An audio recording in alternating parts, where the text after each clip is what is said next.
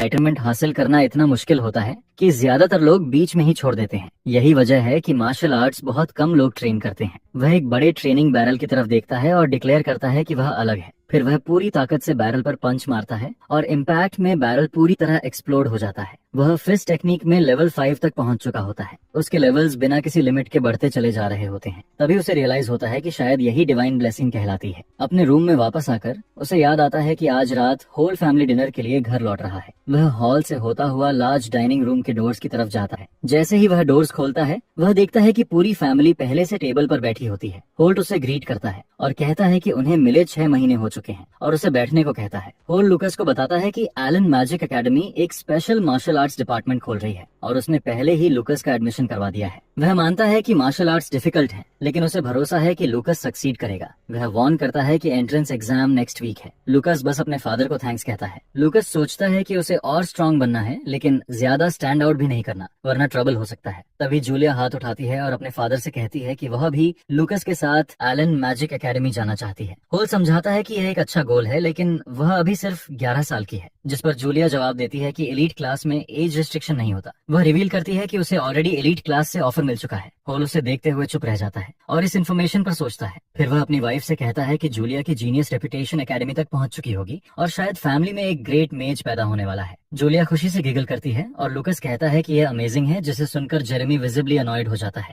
एक रिलेटिव कहता है कि वह दोनों के पास होने की प्रे करेगा, लेकिन जेरेमी पूछता है कि लुकस को स्पेशल ट्रीटमेंट क्यों मिल रहा है। तभी अचानक एक आवाज जेरेमी से काम डाउन होने को कहती है। एक हाथ उसके चेहरे को छूता है और वही आवाज दोहराती है कि चिंता करने की जरूरत नहीं है। यह जेसिका रेयान होती है, जेरेमी की माँ, जो उसे रीअश्योर करती है और कहती है कि यह गारंटीड नहीं है कि लुकस एग्जाम पास कर ही लेगा। एक हफ्ते बाद मैजिक एकेडमी जाने का दिन आ जाता है। फैमिली एस्टेट के गेट्स पर सब गुड बाय कहते हैं। जूलिया की माँ उन्हें ध्यान रखने को कहती है और प्रॉमिस करती है कि वह जल्दी ही उनकी फेवरेट पुडिंग लेकर मिलने आएगी। फिर वह उन्हें याद दिलाती है कि उनके फादर ने जो लकी कॉइन दिया है उसे भूलना नहीं। वह कॉइन बोवन डायनेस्टी का होता है, जो 10,000 साल पुराना है। होल बताता है कि उसने ये कॉइन एक मैजिकल बीस्ट को सब्जुगेट करने के बाद जीता था। होल उन्हें कॉइन दिखाता है और समझाता है कि उस पर बना चेहरा मार्स का है, जो फर्स्ट एम्परर था। लुकस उसे तुरंत पहचान लेता है। होल उन्हें कहता है कि इसे हमेशा लकी चार्म की तरह अपने पास रखना। लुकस कॉइन को कसकर पकड़ लेता है। वह फील करता है कि वह अपनी दोनों लाइव्स में एक अच्छी फैमिली पाने के लिए लकी है। आखिरी बार हाथ हिलाते हुए जूलिया गुड बाय कहती है